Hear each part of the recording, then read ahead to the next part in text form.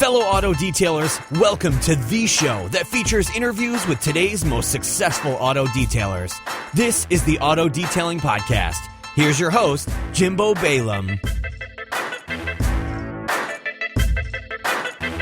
This week's sponsor for the Auto Detailing Podcast is Google AdWords for the modern auto detailing business at autodetailingpodcast.com/Google.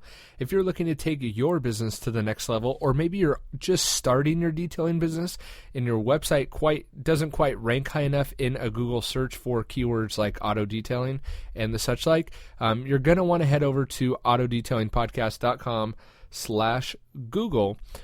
Because I'm going to show you exactly how to get your site to rank higher in Google searching, how to put, honestly, hundreds, if not thousands of dollars in your pocket every single month in addition to what you're already making. And it doesn't have to cost a lot of money to do paid advertising. For as little as $40, one student made over $1,000. How about, do you have $3 extra per day that you could be using for advertising expense? With $3 a day, I had another student net over $1,300 one month. That means he spent maybe $90 in ad spend for the whole month and made $1,300. I think that's an investment that we would all make. So head on over to autodetailingpodcast.com/Google. Get that training done today and seriously take your business to the next level. That's autodetailingpodcast.com/Google. We'll see you on the inside. All right, welcome to another episode of the Auto Detailing Podcast. I'm Jimbo, your host, and today on the show we have Grant Hawtrey, 32 years old from New Zealand. He's a workshop manager at Final Touch Paint Repair Technologies for the past 10 years, but has been detailing professionally for over 17 years. He started working on cars at the age of 13, and at 15 got a job working at a Porsche dealership, which, Grant, I want to really get into. Yeah, sure. And wanting to expand his detailing knowledge, he started working with Final Touch in 2006. And the rest is eat, sleep, and detail repeat. I like that. So, Grant, welcome to the show. Thanks for taking the time. Oh, absolute pleasure, Jim. Absolute pleasure. And you guys are celebrating today, right, after your win? Did you guys win? Yeah, you did. Yeah, look, to be honest, it was fairly quiet until sort of the final whistle went off and fireworks went off, and I ended up going down and sort of checking out around town, and it's the quietest I've ever seen it around town. Very quiet. A lot of people are either sort of drunk or they've gone back to bed. What time was the game played at, your time? It was broadcast live on TV at 5 o'clock in the morning. Okay. So kickoff was at 5. So wow. It was 80 minutes, and people started celebrating about sort of 6:30 in the morning. Oh. They started cracking champagne, and believe it or not, people were at bars at 5 o'clock this morning. The government put through a special license so people could be at bars watching it. If you go on the NZ Herald website, you'll see lots of crazy stuff of people celebrating all around the country. It was just nuts. Well, congratulations to New Zealand. And the team's called the All Blacks, right? That's correct. Which is super funny because I would never fly in the States. And in fact, the first time I saw that team, has nothing to do with detailing, but the first time I saw that team, I'm like, what is this? Is this, because right now in the States we're dealing with a lot of, the media is portraying a lot of hate crimes and racism and stuff like that. So it was kind of funny to me to see this team called the All Blacks, but whatever. So anyway, back to detailing. Why don't you give us a little brief bio about how you got into detailing, kind of where did that initial spark come from? When was that first time you really realized that you wanted to clean cars? Well, my brother was actually a qualified spray painter, and you sort of spend a lot of summers hanging out with my brother. We sort of shared the same interests, and one day he left college. Well, essentially our college is a bit different to your guys' college.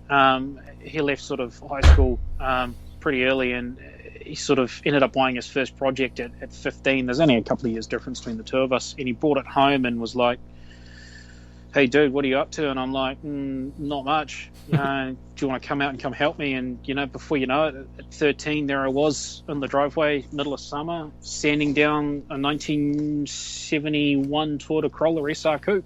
Wow. So, and then I was sort of a bit of a straight A engineering student at school. Wanted to go work for the Navy, turning out prop shafts on engineering lathes. Wow. But I had a bit of a tragedy where my dad kind of got sick when I was around sort of 14, 15. And unfortunately, he passed away. So I had to draw the short straw and leave school and look after him during his sort of final time. But wow. I managed to get a part-time job detailing at a local sort of Nissan dealership. And then I sort of got on okay there. Didn't find the layout was all that great. It was very unorganized because there was too many departments under one small roof. And then my brother managed to get me an interview at our local Porsche dealership over in the central business district. And lo and behold, I got the job. Spent quite a lot of time cutting my teeth there, learning different things because we had multiple brands under one roof. But I was sort of designated to the Audi and Porsche department and got to work on a lot of Porsches and a lot of sort of late model Audis, and it was lots and lots of fun. And then I ended up shifting probably about 45 minutes out of town to sort of Auckland's North Shore, and then worked at another European dealership there which specialised in Audis and Volkswagens. Sorry, not Audis and Volkswagens, Volkswagens and Peugeots. Worked there for a bit, and then ran a few other detailing companies for some other people that I knew. And then I had an opportunity to get on board with the company I'm with now, and I sort of saw what they did. I knew what they did, but just hadn't experienced that up close. And then I jumped on board in 2006, and I just made my way and just sort of went, wow, I can actually go somewhere with this. And after sort of learning about the technology and the techniques, I actually became really pretty good at it. I'm not one to toot my own horn, but I actually sort of started to really enjoy it. And lo and behold, 10 years later, I'm sort of the assistant workshop manager now. So wow. It's been great learning some of the stuff we do through work. We specialize in stone chip repairs. Okay. We sort of have a special technique that we have that sets us apart from pretty much most other places. A lot of body shops don't like what we do because they feel it's taking business away from them. But our core business focus has been dealerships for the company's been in business 23 years. Wow. So I think it's 23 years. Yeah, the company started in 93, so it's 20, 22, 23 years. And I've just sort of made my way to the top, being quite humble about it. I haven't sort of tooted my own horn towards it, but I've really thoroughly enjoyed it. So tell us about Final Touch. What you just touched on it briefly, but kind of give us a basic rundown about that company and kind of what drew you to them. You had mentioned kind of the seems like the growth opportunities were a biggie, but tell us that, and then if you can, tell us what makes the chip repairs. That's, to me, in the States, obviously we have a totally different market, I'm assuming, but that's a very interesting niche to be in. And so I'm kind of interested by that as well. Yeah, sure. Like, I felt limited when working at dealerships because a lot of the dealerships over here are essentially run by the accountants. And it's very, very difficult to get the proper tools and the proper technology. I guess the same could be said here. Run by the accountants. It's frustrating because your skills end up becoming very limited, and you sort of almost become very drone-ish when working there, and you just feel like, man, I could be doing so much more, and I could be doing this and that, and you don't feel betrayed by the dealership. You just get frustrated because you could offer so much more, but they're not willing to make the investment. And I started seeing these Final Touch vans pop up around a few of the places that I worked at, and I remember my boss, there was one car he was working on when I worked at the Volkswagen and Peugeot dealership. I think it might have been like a red Golf or something like that, but I saw him pull out this airbrush, and I was just like, what the heck is that guy doing? I was polishing a car inside, and I sort of knew about them, took a look at it from a distance, and then when I shifted off to another European dealership where I started with Final Touch, I got to see it up close to how it all worked. And the great thing is we eye match all the paint. So whereas with computer matched paint, the computer doesn't put into the factor, hey, this Volvo S80 or whatever has been sitting outside for the last 4 years, right, and doesn't know there's paint fade or whatever. So we eye match all the paint. We prepare. We cut and polish the car essentially. Then we prep sole out the front, and then we have an airbrush, and we have specialist paint that we spray into the chip, and then we have a specialized formula that what that happens is it wipes away the residue from around the chip, just not the paint out of the chip. So we basically end up with like a whole spider effect across the hood, where we essentially just go from chip to chip to chip with an airbrush. We're only putting out like 12 or 13 psi with the airbrush, so we're not blowing paint anywhere. It's just mainly focusing on the bonnet, guards, front bumper, A-pillars and mirrors, and sometimes the red dog legs that tend to get chipped up on our lovely roads. And it's just a formula that's worked for the last 20 plus years that dealerships like, because for what we charge, and to get a front end blown out on, say, like a Holden Commodore sized car, which is probably an SS sort of Caprice, what you guys would have back in the States, is around anywhere between, at a dealer rate, around $800 to about $1,500 to have the entire front end painted out, which is a big chunk taken out of the dealership's pocket. So they get someone like us in, we go in, we do what we do to a car, let's just say with on average say 80 to 100,000 Ks on the clock, and we charge them around sort of $250 plus tax, and it just saves them a whole bunch of money. So you take the car from sort of a 20-footer down to like a 3-footer, and that's and that's how the system works. It's just, I found it very fascinating, and it drew my attention, and I got to use the skills that I couldn't use at the dealerships, and that's what got me addicted to working for Final Touch. That's awesome. And have you ever heard of, and if you use this just in a airbrush thing, which I think is a great idea, but have you ever heard of Dr. Color Chip? Our system is based very much around Dr. Color Chip. I have seen it before. Okay. I they know... don't talk about airbrushing into the chips, but after hearing that, it seemed brilliant. But I just caught on because they have the same thing of where you could actually fill the chip in and then wipe away the residue or the excess. What I found out in doing it is that I was getting calls. The market's not that hot around where I am for that. No. As far as the retail arena is concerned, I guess. I'm not too sure about the dealers. After I did a few retail jobs, I was completely over it because I got called out for these cars that were just wasted, but I could see how if you're actually airbrushing it, that could be a lot better. I like that. Yeah, I've seen how the Dr. Color Chip system works, and it uses quite a lot of paint, but when you think about putting it through an airbrush through a small compressor, it's just great. The spray is what we call the patented sort of spray and wipe technique, and it saves you so much time. And I totally get what you're saying, where you get those cars that have been like an ex-lease rental car or a fleet car that a guy's traveled up and down the country, because a lot of our roads are asphalt and tar seal. And we can drive 3 or 4 hours and be in a different part of the country, whereas you drive probably in your part of the country and you've only gone like maybe 1 or 2 counties over. Air travel for us is quite expensive, so people tend to drive their cars a lot more. Okay.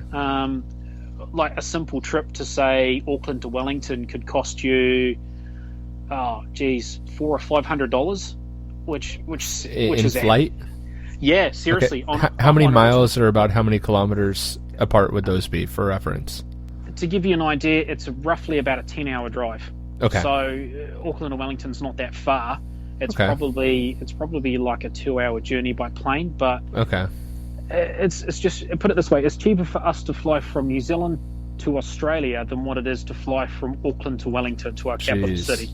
And that's why people just go, well, hang on, my SS Commodore uses $250 worth of gas. Right. I might as well just drive to that place, do my business, and then just drive back. Right. And you just get all that open road tar seal. Like, none of our roads are concrete, like in LA or in Japan. They're all tar seal. So a lot of our cars get, you'd swear someone stands in front of them with a 12-gauge shotgun and just just obliterates the front, and then we just end up with that ex-lease car or a rep car that's done 150,000 Ks, but it looks more like 350,000 Ks, and you're just like, why am I doing this again? So is it just like pothole central too?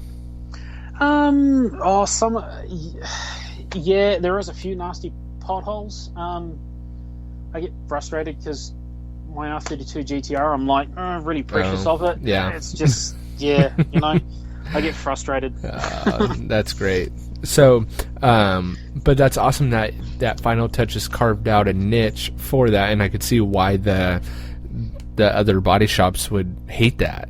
That they just hate it. With a passion. Like, some body shops love what we do. A lot of our body shops are mainly about insurance work.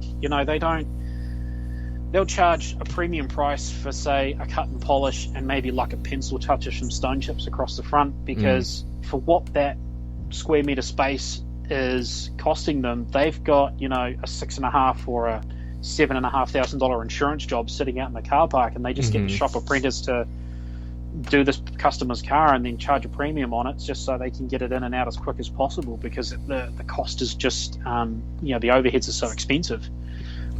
Whereas a small/large business like us, we can be, a car for us can take anything up to a couple of hours, start to finish. Okay. And it's not just like a quick wax or whatever. We're doing pretty hefty paint correction in a short period of time. It's roughly about 2 guys to a car. Okay. So it just seems that we've got it, so it works quite well with dealerships. And a lot of our stuff is wholesale work, but we're getting more and more into the retail side of things, especially me personally, because I get on really well one-to-one with the general public, and you kind of get to pick up what they're kind of after in that, after that sort of 15-20 minute conversation. It's interesting. I've been trying to incorporate paintless dent repair into my detailing business. Yeah, I see that. Because I get it. I just get asked all the time. All the time. And it was finally one of those things where you're just like hitting your hand against your head, saying like, why haven't I done this sooner? I'm leaving so much money on the table. The interesting difference that I picked up on with the paintless dent repair industry versus the detailing industry, at least in my local area, is that the majority of the work for a PDR tech will be dealerships versus retail. That's right. And kind of in thinking about that and kind of pondering upon why that is, I guess they claim steady workflow, but really what I think it is what you just mentioned, is that the techs are too afraid to hone their communication and sales skills or selling ability, because that's really the difference, I would think, between retail and wholesale, is that, look, a dealership needs to get the car in as best shape as they possibly can for as cheap as they possibly can. That's so right. There's not much selling that needs to be done, because they just need the car to an okay situation so that they can just flip it, right? Like you said, the accountant's running the show. But when you switch into a retail situation, the customers, you're actually dealing one-on-one with the customer, and their needs are a little bit different. They're a little bit more price conscious, or maybe not price conscious, and all these other factors get into it. And I think guys just simply don't want to deal with that. I could be wrong, but that's my observation. Dude, you're reading straight out of my head. I swear us detailers have, we're just there's a select few of us that have the same mentality. You're so right. It's like we don't do PDR through, like personally, we don't do PDR through our shop. We have that farmed out by another company. Sure. Same with sort of any sort of interior trim repairs. Like if someone comes to us, like for example, not long ago, I had a gentleman come up to us with a 2013 Bentley Continental Flying Spur, very large car, very expensive, and he had just that car. Oh, it's a lot of real estate, It is. 20 feet long, 20 feet wide. You start quoting it out for how long, how many feet it is versus like the car, like an RV. You're like, well, it's actually 15 feet long. Exactly. As soon as it's past 5 meters, we start charging by the half meter. Yeah.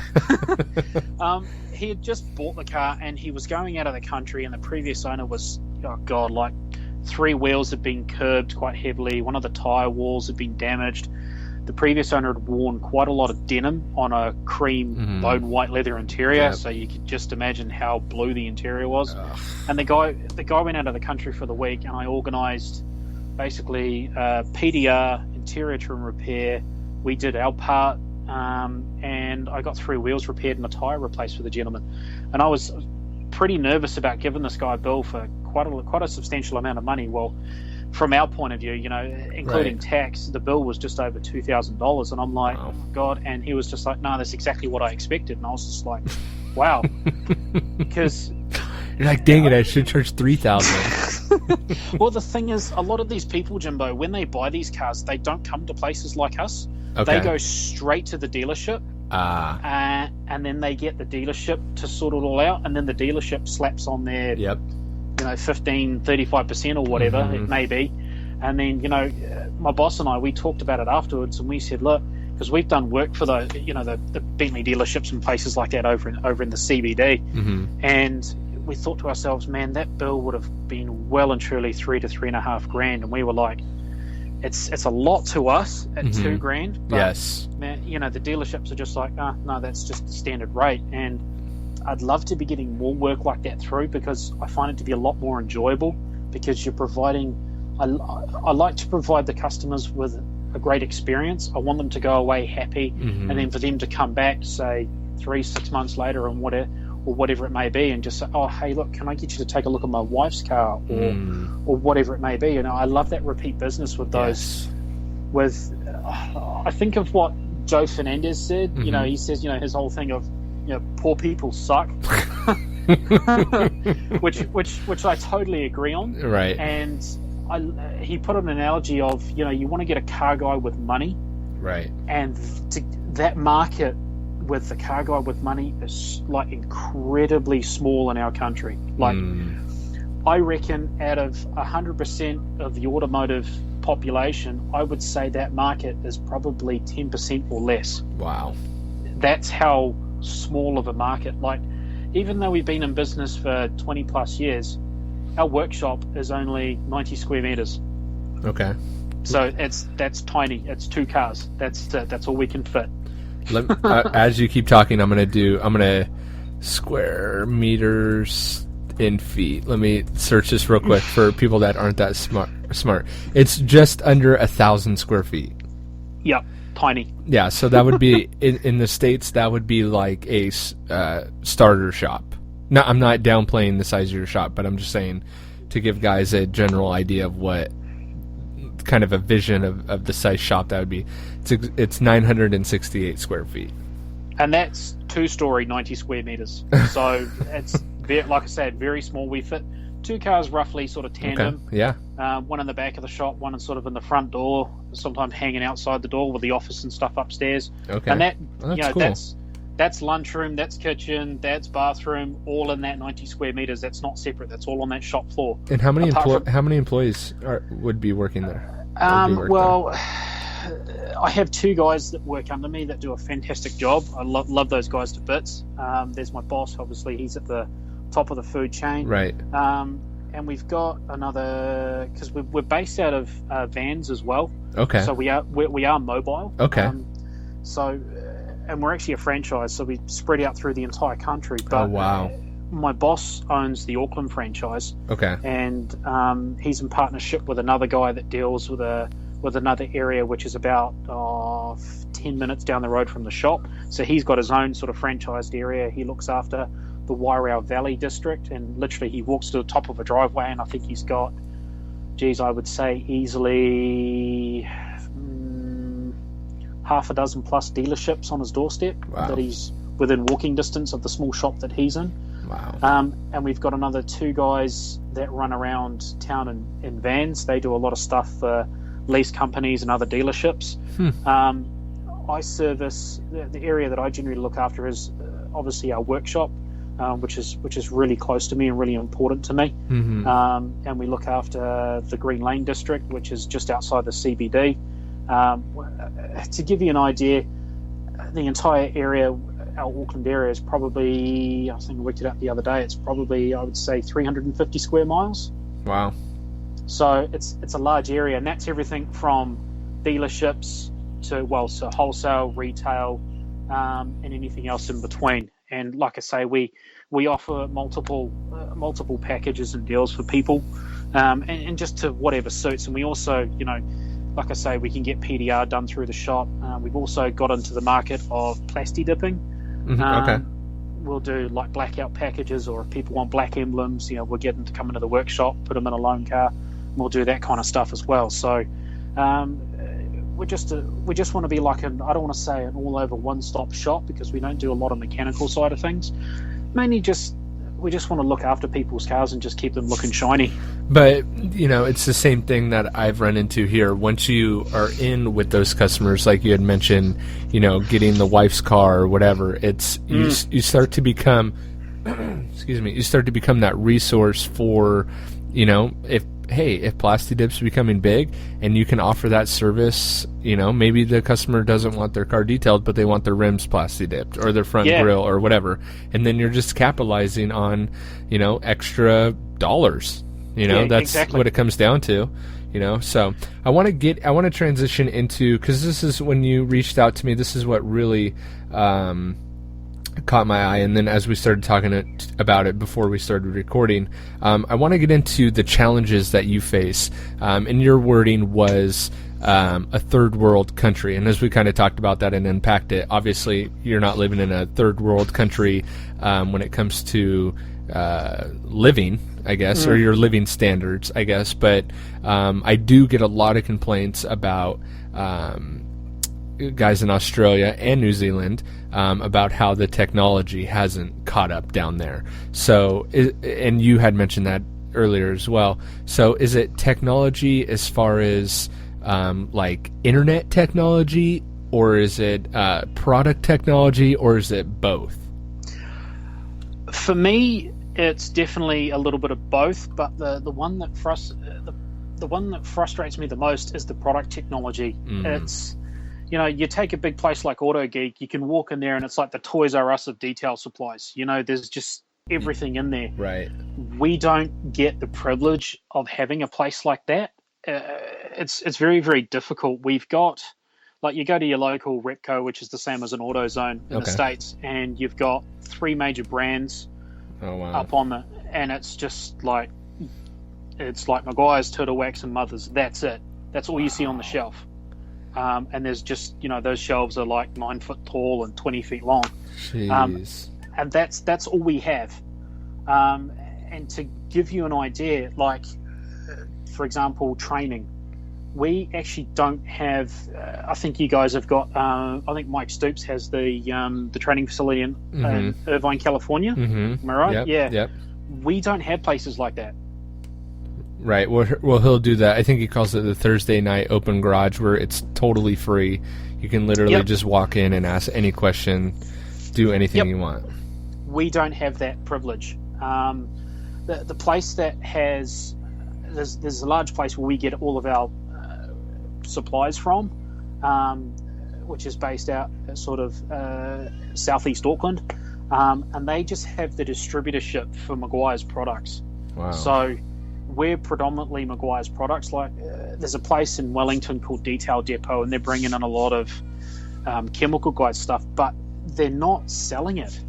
They're just is the need not, or not, maybe not the need, but is the is the want not there, or is, like you were talking about the market share earlier, is there not enough interest in it? Yeah, pretty much. Okay. That's I had one guy come to me about a month or so ago. He said, "Hey, look, I want this chemical guy's product and this chemical guy's product," and I was just like, "Why do you need it?" He goes, "Oh, because I'm having all these problems," and it just turned out for him just to be a procedure problem, that he was just throwing literally, I think, 4 or 5 different sealants and coatings on his car, wanting it to stay immaculate all the time outside in an industrial area. And I said, "Dude, you've got to just pull yourself down off that ledge." I said, Right. the only place that's really got this is the detail depot in Wellington. And he was just like, "Oh, well, I want it today." And I'm like, "I can't give it to you. I can't help you." And it's like that distributorship that has the Maguire's brand. They've got a training facility there that I've been to, and I've done some minor bumper repair work there, and learned some stuff about another paint brand that we also carry in the shop for doing minor sort of like spot repairs and bumper repairs. And those guys, I have no disrespect towards them, but we end up testing a lot of Maguire's products before they even get it on their shelves, before it's even hit the country. And it's crazy. To give you an example, when did the MT300 come out? That released at SEMA last year, but I don't think you weren't able to get it for a few months after that. So I'm not exactly sure when, but let's say 2 to 3 months after that is when you could actually get your hands on one. Okay, it's still not on our shelves. Oh my gosh! So almost a year after release. Now, I guess the problem is that people may be thinking, "Well, just order it on the internet and get it shipped down there." But then I'm assuming the shipping costs become just not even worth it. I had a conversation with Matt Gibb about this very similar. Do you know Matt? Yeah, cool. I heard him on a couple of your shows, and then I gave him a sort of a look up on Facebook, and we chat regularly, occasionally, just about random stuff. And I've never met him face to face, just over Facebook. But our customs agency only gives us a limit of $400, which is not a lot, considering. To give you an idea, a G110V2 retail is about $400. So if you were to bring something like that over from, say, like we bought stuff from Auto Geek before, just so we can get our hands on it and try it, because we've been that keen on trying it. Right. And man, we just get stung by customs. Whereas to take like Matt Gibb, his limit through his customs is like $1,000. So he can go and buy, different pads or a machine or something like that, and not worry about getting hit with tax from customs and duties and things like that. So like I say, when I say we're very limited into that, it makes it very hard. And like I say, the Maguire's distributorship, they've got that market cornered very well down in this country. So why don't they have the machines yet? Because they're not a straight out like Maguire's shop, like the ones that Mike Stoops has at Irvine in California. Okay. It's actually a distributorship through like an AutoZone, if you get my point. Right. Yep. Stuff. I'll just mention the name. The company we get it from is a company called GPI, and they sell multiple brands of products, whether it be masking tape or stuff from 3M, whatever it may be. They supply us with Speed Hacker paint. And the Maguire's distributorship they've got the rights to sell that, and they've been selling that for a long period of time. But they tend to mainly focus on the stuff that goes on the shelves of your AutoZones or your Repcos or your Super Cheaps, Super Cheap Autos, and or your Kmart or whatever. And that's what they tend to focus on. The stuff that generally comes in the tan bottles, as we all know, is generally the stuff that you and I would probably use, and they don't shift a lot of that stuff. It's mainly companies like us and a few body shops that buy that stuff. Wow. We did a concourse day with them. Gee, must be 4 or 5 years ago now. It's about 5 or 6, and we were specifically told not to use anything in a tan bottle because they just wanted us to push the retail products, if you get my point. And you and I both know that some of those retail products are slightly different or slightly watered down to what we would use. Or slightly junk. Yeah. Like I used to love Scratch X, thought it was amazing, and then they changed the recipe in it, they changed the formula in it, and then Scratch X 2.0, and it was just like, oh, really? This doesn't do what it did. And then I do believe a lot of people complained about it, and they changed back to the old formula, and it's a great little product again. But being in such a small market, because I think we are the last country at the bottom of the world, I do believe. I think so, yeah. Geographically, I guess, unless Antarctica, but I don't think the car care industry is very big down there. No, not at Scott Base, man. It's pretty small. I can't imagine getting called down there to polish up a snowmobile. Yeah. Or a tractor, one of the two. But considering, and I was talking to a buddy of mine earlier on about this, considering that we've had such a great number of racing drivers over history, and at one stage when the Bentley Continental GT came out, we had the highest ownership of GTs in the world per head capita, and it was, you get what I mean. Like, I think we're the third largest importer in the world of Japanese imports, and like we don't have any cars locally made anymore. All of our stuff is imported, including the Ford and Holden stuff, essentially. Like I say, our market is extremely small, and the other thing is it's very hard to work alongside other places that have been setting up. Like, I know you guys have had it for a while, but the detailing trade has now become quite a large fad, where everybody's, the second they get themselves a porter cable and wax their mum and dad's car, they can suddenly go out and start. It's becoming a problem, yes. It's irritating because you and I both know those guys don't have insurance.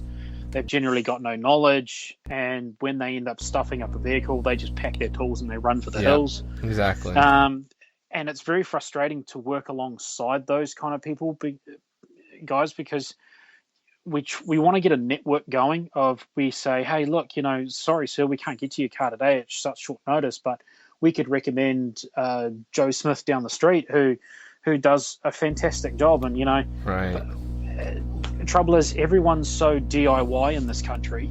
Do it yourself, and they think, oh yeah, I'll just pop down to, once again, Repco or Super Cheap, spend $100 on a rotary polisher, go home, hack the living daylights out of their car, and they go, yeah, I'm quite chuffed with that. And then they realised, oh wow, I've actually gone and done a whole bunch of damage. Now I've got to pay someone to correct all that damage. It's very, very hard. We don't like paying people to do stuff that we feel we can do ourselves. Is that across all industries? Very much so. Like everything from plumbing to building. We're very much a DIY country. Very strong on that sort of front. It's that whole she'll be right, can do attitude that we sort of carry.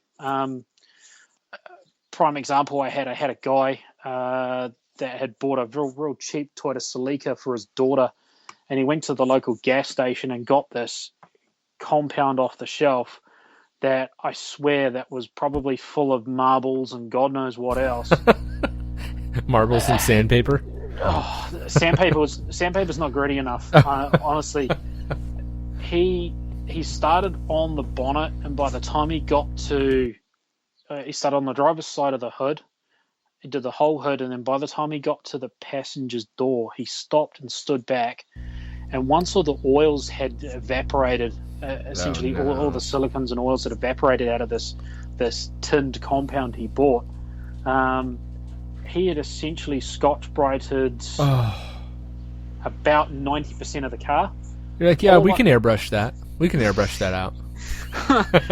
it was, honestly, Jim, I could have Scotch-Brite the passenger's door and the passenger's guard, masked up, and just repainted the whole car. Oh my gosh. I'm seriously, I'm talking like it would have been 800 grit or lower, probably 600 to 800 grit scratches through the entire car. It was only a $4,000 car, but he thought he would do it by doing is helping out his daughter because it was a red car and it was bleached and pinked out a little bit. He was like, yeah, well, I'll get in there, and he rubbed it real hard, and because it was one of those compounds that just has no diminishing abrasives in it. It's just sand. Right. He just ruined the whole car, and he's like, oh, I've done this to my daughter's car, and I feel really bad. And then he's like, well, what's it going to cost me to fix it? And I say, well, it's going to cost you this much. He's like, oh, gee, really? And I'm like, well, if you would have come to me in the first place, you probably would have spent this much. Right. I get so much of that with people, especially through the workshop with the retail customers, is wholesale customers love us because we give them a nice cheap set rate, right? Well, essentially a flat rate, say $250, $300 a car, and then we'll just pump those out. The local Toyota dealership, I probably punt out maybe, I think on average about 15 cars a week for them, maybe slightly less, which is great, and because obviously we have targets to make. But you get those retail customers that rock up and go, oh. And I know for a fact they've been to a local body shop, and the body shop's going, well, that's going to cost you this much because we have to do this. And they go, oh, well, I don't want to use my insurance. I was hoping it was only going to cost me like, $50 or whatever. And I have those people roll up and they're like, oh, I just want this done. And I'm like, yeah, okay, we can do that. But, 100% to us is a freshly painted panel. The best we're going to get this is 60-70%. And I'm like, shoot up to the road to the local cafe, grab yourself a coffee, come back in 20 minutes, and it'll be done. Oh wow! And it's generally something small that they think, oh god, I can see the metal showing through, or the base coat or whatever, and instantly they go to a panel shop, and the panel shop doesn't really want to do it unless it's insurance work. That way they can charge through the roof. Right. And that's the other catch-22 is the insurance companies tend to have the body shops with twisting their arms behind their back, because for a long period of time body shops were really charging huge amounts, and they were making a lot of money off the insurance companies, which they went, hang on a second, it's not costing this much, why are you charging? And then it's been reversed around, so it becomes very hard for someone to walk in off the street to a body shop and say, hey, can you just touch up this bumper corner? And they're like, well, okay, well, we don't just touch up the bumper corner, we refinish the entire front bumper, and that'll cost you $750. And people are just like, whoa, that's like, my insurance is like $250. Right. Then I lose my no claims bonus. Right. And then they end up coming to us, and it's literally just a 20-minute fix. Jeez. But they come back and they're like, oh, well, it's not 100%. Well, I did say to you that it was only going to be this, and I just get, Yeah, they want the 100% for the cheap price. Yeah, and I go back to that podcast you had with Darren Priest about the guy with the Lexus in the underground car park with the etching on the deck lid. Yep. And call me crazy, I listened to that podcast like 3 or 4 times because it just resonated with me so hard, because I've been through that, and it's very hard for us to get cash from a first-time customer. There's a lot of people that don't like paying. There are some people that go, hey, look, if I pay you cash, can we kind of skip the tax? And that's where I just go, I just add the tax on top, and I say, well, that's $300 then. And they're like, but that's, and I say, yeah, we're an honest company. We always have been. And it just resonated with me so much, because God, if I had $1 for every time I've had a customer like that for like the last 10 years, I'd be driving around in a Bentley myself. So with all those challenges, and it seems very challenging and very frustrating, to be honest, what would you say is one breakthrough product that changed the way you detailed cars forever? For me personally, and it was one product that we got before the US did, and that's a Bigfoot. Bigfoot LHR 21. I used one for about a year before I saved up enough cash. I went, screw it, I'm buying my own. Yeah. Because I don't have many personal tools for detailing, because they're very hard or they're very expensive to get. Yeah. Bigfoots came out, they were nearly $1,000 for us. Wow. There was 7 with the whole kit and the box and the compounds. It was like $760. Wow. So I just went, screw it, went and bought one, and it's definitely cut down my paint correction time for doing great stuff. What were you using before that? Just supporter cable or something? No, Jim. Rotary, man. Rotary. Just got it. Honestly, we got planetary sanders from Rupes, because Rupes is quite a large company over here. Mm-hmm. It's generally the main company, but we use Makitas as well. But everything, generally speaking, was just rotaries.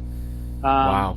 And then the odd planetary sander we got, like very similar. The Rupes planetary sanders we're using were very similar to a Flex. Okay. And they were $900. Wow. So you have a fleet of, if you have a fleet of, say, at one stage we had about half a dozen vans running across Auckland. You can't have one of those in every van because it just doesn't make sense. Yeah, your budget would be blown out. But since the release of the Bigfoot, sort of 2.5 years ago, almost 3 years ago, that was a huge game changer for us. And it's just made detailing so much more enjoyable. Easier. Yeah. Look, I've always enjoyed detailing. There's no doubt about that. God above, I could be detailing quite happily, 6-7 days a week, but I think I'd end up going clinically insane. It's just, it was a huge game changer. It really helped, but on the con side of that, it became easier, as I said before, for someone to pick up one of those from a dealership, have a friend borrow it, and then suddenly do reasonably good paint correction, and then think, I can go out there and then go do all this. And then we had it, because we're quite open to the Chinese market, we had a lot of Zen tools come down, which are half the price of a Bigfoot, and essentially it does the same job. To me, it doesn't feel like the same machine, just doesn't feel as balanced as a Bigfoot.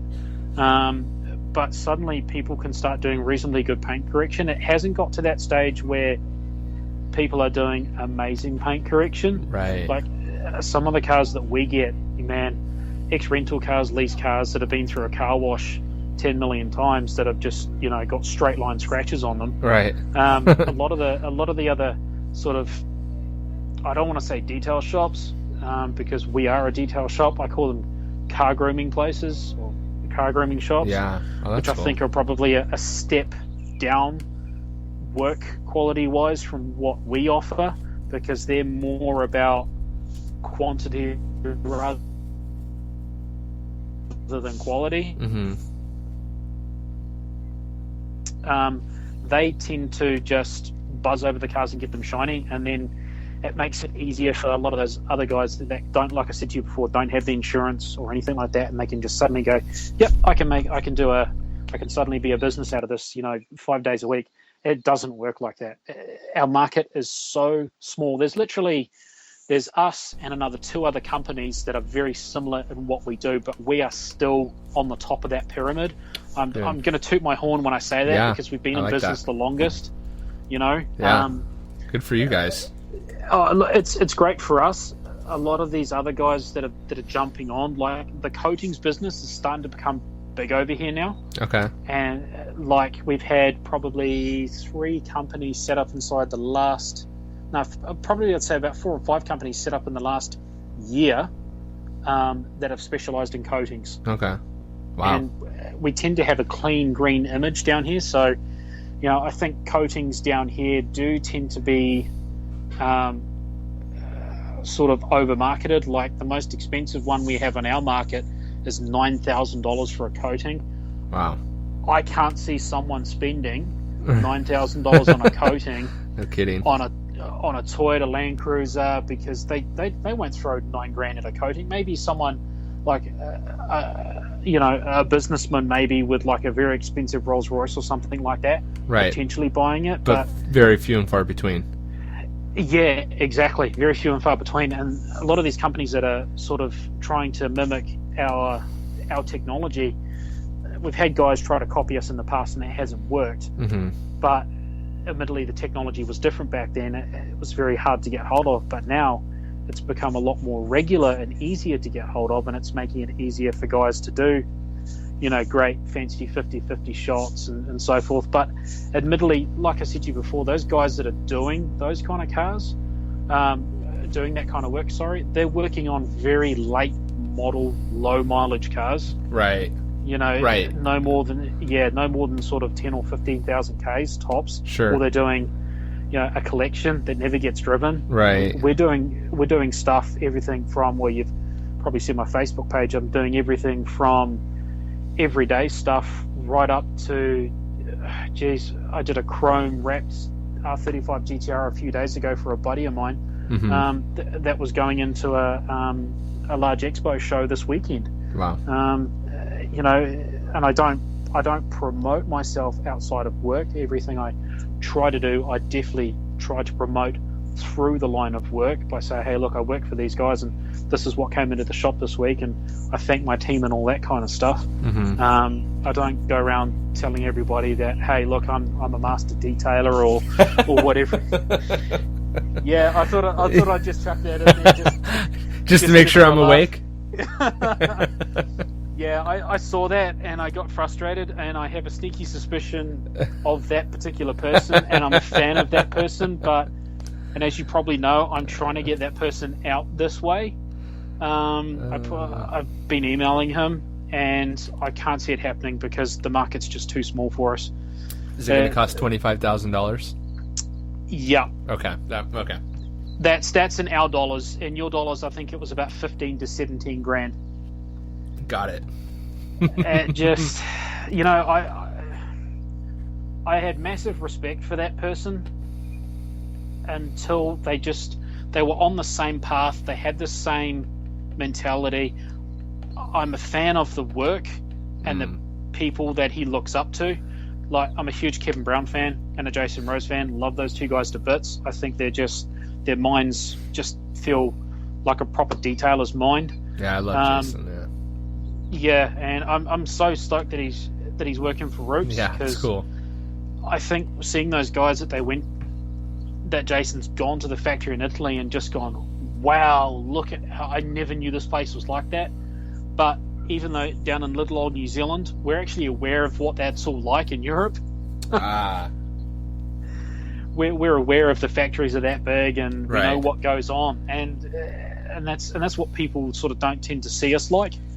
But I'm frustrated at that situation. I read that sort of Facebook thing, and man, the person got knocked down a little bit on my respect ladder a few runs. You're not the only one that I've heard from in the past couple weeks about that. So really, yeah, it's quite unfortunate. Yeah, that's all I'll say for that. Because you're not the first person to the next few years will be interesting because I was even a little taken back in how many people actually reached out to me and said similar words to what you're saying.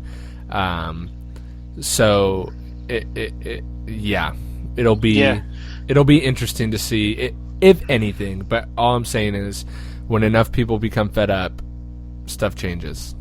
Yeah, but I'm no master at something like that. I'm very humble because I know where I've come from working in car dealerships to where I am now. Like, you can even ask my boss for the 9-10 years I've worked for him. I've actually never once asked for a pay rise ever. He's just given them to me at random without even telling me, and I'm just like, oh well, can you make sure you split it amongst the other guys that work with me? Because if it wasn't for those guys, I do think of everybody else, not just myself. Right. And I know I can do a damn good finish, but and as I said to you in that Facebook thing, I did mention there's another guy that does have that same particular name in his logo, and there's a few guys I know refer to him as changing the first word from a GL to a T. And it's very frustrating because it's gotten to the point now in our market where there's, like I said, there's that other company where I actually went to their open day earlier on this year, and I went in plain clothes, and they were actually trying to retract my boss, and my boss is no average guy. The guy stands over 6 foot, and drives a big F-150 Lightning, so he's not hard to miss. Right. Whereas me, on the other hand, I'm very short, and I blend in quite well. And I went along to these guys and like, and then I sort of asked a few questions, and they were like, wow, this dude's pretty onto it. And then I pulled them aside and told them who I was, and I'm like, yeah, that's cool. And they said, we'd love to work alongside. And then they kind of went down the track of, for example, my boss did a C63 AMG wagon, and then a day later, those guys put up pictures of a black C63 wagon. Yeah. And I just thought, okay, pure coincidence. And then things just started happening one after the other, and I just went, man, I hate those guys right now. I know. It sucks. It's so frustrating. Just be yourself, man. Just be yourself and just be who you are. Well, I am a lot less than $15,000 to get me down to New Zealand, so hey, just throwing it out there. Just teasing. Anyway, why don't you, Grant?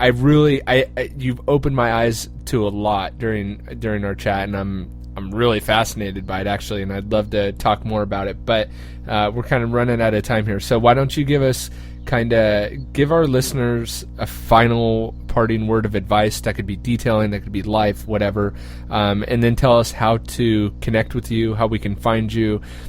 We do have some listenership in New Zealand, a little bit more in Australia, not gonna lie, but that's okay because you guys won the rugby game today.